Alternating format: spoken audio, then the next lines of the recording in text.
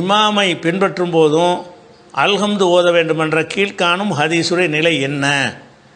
அதாவது அல்ஹம்து சூரா ஓதுவதை பற்றி ஒரு கேள்வி கேட்கும் பொழுது சென்ற வார நேரலையில் நம்ம ஒரு பதிலை சொன்னோம். என்ன பதில் சொன்னோம்னு கேட்டால், இமாம் சத்தமிட்டு ஓதுகிற ரக்காத்துகளில் ஓதக்கூடாது. மற்ற அனைத்திலும் சாராம்சம் ஒரே வரையில் சொல்வதாக இருந்தால், இமாம் சத்தமாக ஓதுகிற ரக்காத்தில் அல்ஹம்தோ எதுவுமோ ஓதக்கூடாது, கேட்கத்தான் வேணும். மற்ற ரக்காத்துகளில் தான் ஓதிக்கொள்ளலாம் என்று நம்ம சொன்னோம். அப்படி சொல்கிறதுனால என்ன செய்கிறாங்கன்னா, அதுக்கு மாற்றமாக ஒரு ஹதீஸு ஒருத்தர் எடுத்து அனுப்பியிருக்கிறார். பேரில் அவர் அனுப்பியிருக்கிறார். என்ன அனுப்பியிருக்கிறார்னு கேட்டால், அதாவது அந்த ஹதீஸுடைய வாசகத்தை நான் சொல்கிறேன். அதாவது சல்லா ரசூலுல்லாஹி ஸல்லல்லாஹு அலைஹி வஸல்லம் சுபஹ, ரசூல் ஸல்லல்லாஹு அலைஹி வஸல்லம் அவர்கள், இது திருமதியில் வரக்கூடிய ஹதீஸ்ன்னு சொல்லி அவர் அனுப்பியிருக்கிறார். சுபுஹ் தொழுதார்கள். ஃபஸகுலத்து அலைஹில் கிராத்து, சுபுஹ் தொழும்போது ஓதுவது அவங்களுக்கு ரொம்ப சிரமமாக இருந்தது. எதுக்கு சிரமமாக இருந்துச்சுன்னு பிந்தி உள்ள வாசகத்தில் விளங்கிறோம். ஃபலம்மன் சரஃப, தொழுது முடித்த உடனே கால சொன்னார்கள், இன்னி அராக்கும் தக்கரவுன வரா இமாமிக்கும், நீங்கள் இமாமுக்கு பின்னால் ஓதுவதாக நான் கருதுகிறேன். நீங்கள் யாரோ பின்னாடி சத்தம் போட்டு ஓதுறீங்க, அது எனக்கு டிஸ்டர்ப் ஆகுது. சுபுஹ் தொழுகையில் ரசூல்லா ஓதிக்கிட்டு இருக்கும்போது பின்னாடி இருக்கிற ஆள் யாரோ ஒரு ஆளோ பலரோ ஓதி இருக்கிறாங்க. அதை ரசூல்லா சொல்கிறாங்க, இன்னி அராக்கும், நான் கருதுகிறேன், தக்கரவுன வரா இமாமிக்கும், உங்கள் இமாமுக்கு பின்னால் நீங்கள் ஓதுவதாக நான் கருதுகிறேன், கரெக்டு தானா அப்படின்னு கேட்ட உடனே சஹாபாக்கள்லாம் சொல்கிறாங்க, ஒல்லாஹி யார சொல்லலாம், யார சொல்லலாம், ஒல்லா ஈண்டா ஆமான்றதான், ஒல்லாஹி யார சொல்லலாம், ஆமாம் நாங்கள் ஓதத்தான் செய்கிறோம், நீங்கள் ஒரு பக்கம் ஓதிக்கிட்டு இருப்பீங்க, நாங்கள் ஒரு பக்கம் ஓதத்தான் செய்வோம் அப்படின்னு மக்கள் சொல்கிறாங்க. அப்போ ரசூல்லா சொல்கிறாங்க, ஃபலா தஃபலும், அப்படி செய்யாதீங்க, இல்லா பி உம்முல் குர்ஆன், உம்முல் குர்ஆன், குர்ஆனுடைய தாய், அது அல்ஹம்து சூரா, அல்ஹம்து சூரா தவிர வேறு எதுவும் இப்படி செய்யாது. அல்ஹம்து சூரா மட்டும் நாங்கள் ஓதுனாலும் நீங்கள் ஓதிக்கிறங்க, நான் சத்தம் போட்டு ஓதினாலும் நீங்கள் அல்ஹம்து சூரா என்ன செய்யுங்க, ஓதிக்கிறங்க. ஃபைன்னஹு லா ஸலாத்த லிமன் லம் யக்ரா இலைபிஹா, யார் அதை ஓதவில்லை அவருக்கு தொழுகை கிடையாது அப்படின்னு ரசூலுல்லாஹ் சொன்னாங்கன்ற இந்த ஒரு ஹதீஸு திருமதியில் இருக்கிறத, இது சரியா அப்படின்னு கேள்வி கேட்டிருக்கிறார். இந்த ஹதீஸ் திருமதியில் மாத்திரமில்லை, முஸ்னதுல் பஸார்லையும் இதே அறிவிப்பாளரை கொண்டு இருக்கிறது, அகமதுலையும் இந்த ஹதீஸ் இருக்கிறது, தாரகுத்னியிலும் இந்த ஹதீஸ் இருக்கிறது, ஹாக்கிம்லையும் இந்த ஹதீஸ் இருக்கிறது, சுனனுல் குப்ரா பைஹக்கியுடைய சுனனுல் குப்ராவிலையும் இந்த ஹதீஸ் இருக்கிறது, முசன்னஃப் இப்னு அபி ஷைபா அதுலேயும் இருக்கிறது. இந்த ஹதீஸ் 3 6 7 திருமதியும் சேர்த்து 7 நூலில் இருக்குது. திருமதியும் சேர்த்து 7 நூலில் வருது. எப்படி வருது? நீங்கள் பின்னாடி ஒருத்தங்க ரசூல்லா சுபுஹ் தொழுதுகிட்டு இருக்கும் பொழுது பின்னாடி இருக்கிறவங்களும் சேர்ந்து ஓதி இருக்கிறாங்க, அவங்களுக்கு டிஸ்டர்ப் ஆகுது. எனக்கு டிஸ்டர்ப் ஆகுது, நீங்கள் ஓதுனீங்களான்னு கேட்குறேன். எதுப்போ டிஸ்டர்ப் ஆகும்? சத்தமாக ஓதுனா தான் டிஸ்டர்ப் ஆகும். அவங்க சத்தம் போட்டு ஓதிருக்கிறாங்கன்னு விளங்குறது. என்னென்னு ஓதிருக்கிறாங்க? அவங்க சத்தம் போட்டு ஓதுனதுனால தான் டிஸ்டர்ப் ஆகுமே தவிர, அவர் வாய்க்குள்ளே ஓதுனா இமாமுக்கு டிஸ்டர்ப் ஆகுமா? சரியா? அப்போ ரசூல் என்ன செய்கிறாங்கன்னா, நீங்கள் எனக்கு டிஸ்டர்பாக இருக்குது, சகுலத்து அலைஹில் கிராத்து, ஓதுவது அவங்களுக்கு சிரமமாக இருந்தது. கண்டிப்பாக சிரமமாக இருக்குல்ல, ஒருத்தர் சத்தம் போட்டு ஓதிட்டு இருக்கும்போது பின்னாடி ஒருத்தர் ஓதினார்னா அவர் கன்ஃபியூஸ் ஆகி போயிடுவார். அப்படின்ற ஒரு கருத்தில் அது வருகிறது. அப்போ இந்த ஹதீஸை பொறுத்த வரைக்கும் இது சரியான ஹதீஸ் தானான்னு தான் கேள்வி. சரியான ஹதீஸ்ன்னு சொன்னால் இது சனதில் சரியான ஹதீஸ் தான். இதன் அறிவிப்பாளர் விஷயத்தில் ஒரு குறை கிடையாது. அதாவது இமாமுக்கு கன்ஃபியூஸ் ஆகக்கூடாதுங்கிறதுக்கு தானே ஓத வேணாங்கிறாங்க. அப்போ பின்னாடி உள்ளால் என்னஞ்சிருக்காரு, சத்தம் போட்டு ஓதி இருக்கிறார் என்பது தான் விளங்குகிறது. பின்னாடி உள்ளவர்கள் சத்தம் போட்டு ஓதி இருக்கிறார்னு விளங்குகிறது.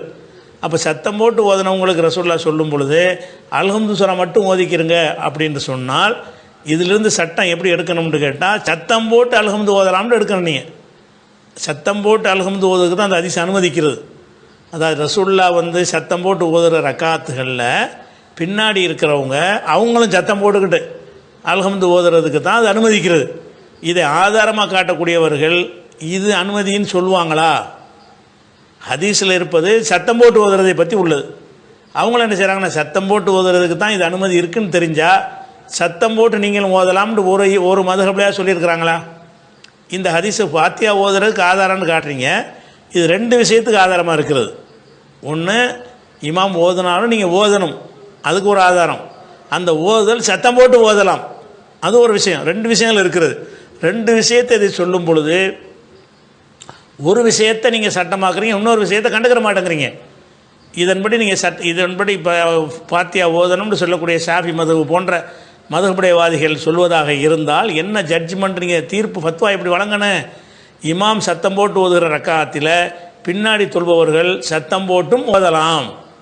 அவங்களுடைய அல்ஹம்து சூறாவை அவர் வாட்டுக்கு ஒரு சூறாவோ அதை நம்ம வாட்டுக்கு அல்ஹம்துலில்லாஹ் ரப்பில் ஆலமீன் சத்தமாக ஓதலாம் என்பதைத்தான் இந்த ஹதீஸ் அனுமதிக்கிறது. சத்தமாக ஓதுவது பற்றித்தான் ரசூலுல்லாஹ்விட்ட கேள்வியை கேட்குறாங்க, என்னப்பா குழப்பம் பண்ணுறீங்களன்னு கேட்குறாங்க.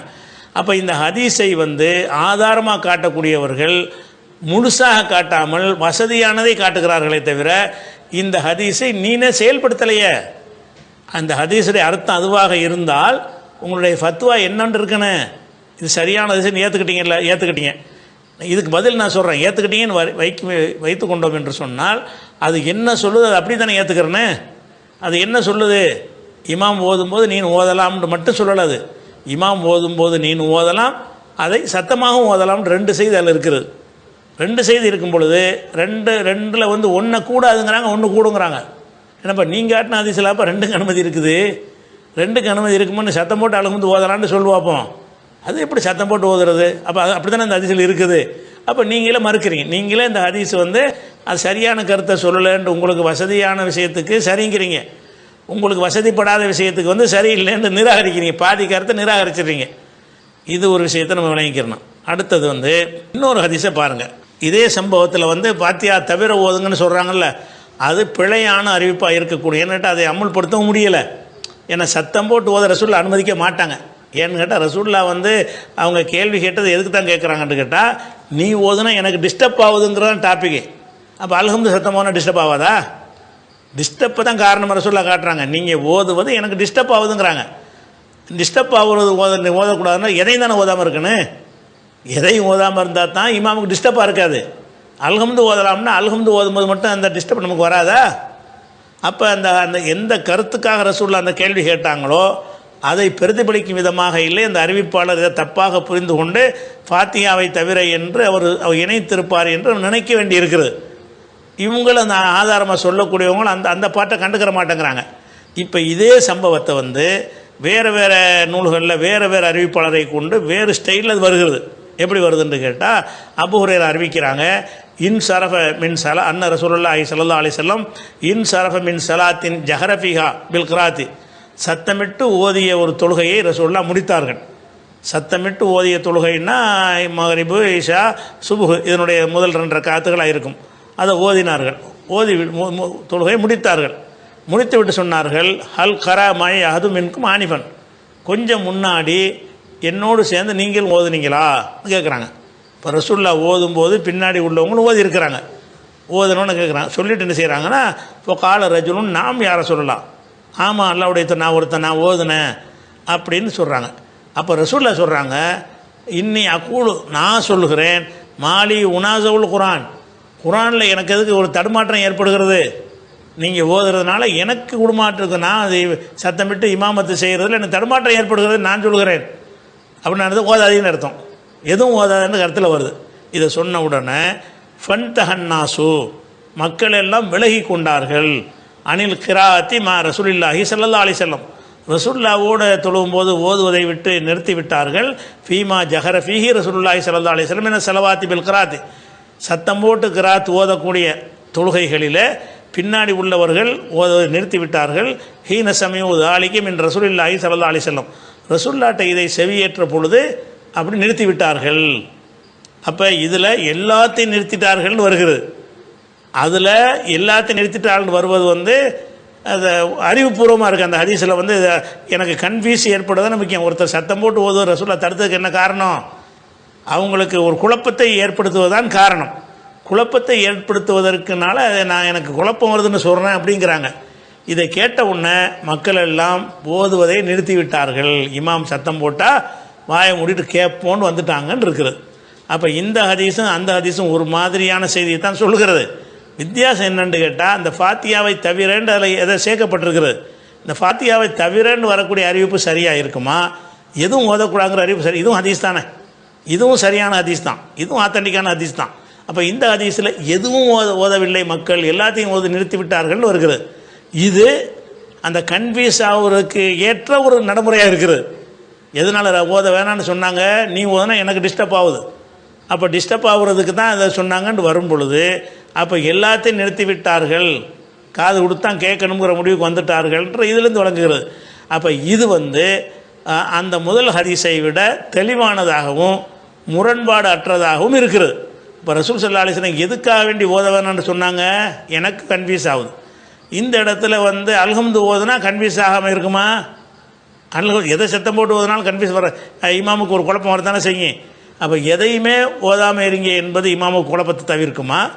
அல்ஹம்தை மட்டும் நீங்கள் சத்தம் போட்டு ஓதிக்கணுங்க, மற்றதை ஓதாது என்பது இமாமுடைய குழப்பத்தை தவிர்க்குமா? அப்போ இமாமுடைய குழப்பத்தை தவிர்ப்பதற்குரிய நடவடிக்கையாக இந்த ஹதீஸில் சொல்லக்கூடியது தான் சரியானதாக இருக்கிறது. இதை வைத்து அது அறிவிப்பாளர்கள் அது கரெக்டாக இருந்தாலும் அதனுடைய கருத்தில் பிழை இருக்கிறது. எனக்கு குழப்பம் ஏற்படுத்துன்னு தானே சொன்னாங்க. குழப்பத்தை தவிர்க்கிறதா இல்லை. இது அல்ஹம்து ஓதுனாலும் குழப்பம் ஏற்படும். ரெண்டாவது, இது சட்டமாக எடுக்கக்கூடியவங்களை அந்த சத்தம் போட்டு ஓதலாம்னு சொல்ல மாட்டேங்கிறாங்க.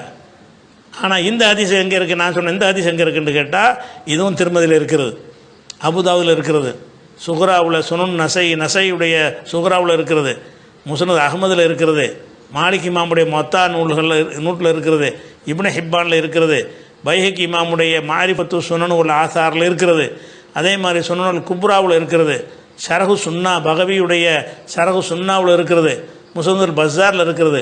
அது 7 இருந்துச்சுன்னு சொன்னால் இது என்ன இருக்கு? 1 2 3 4 5 6 7 8 9 10 11, இது 11 நூலில் இருக்குது.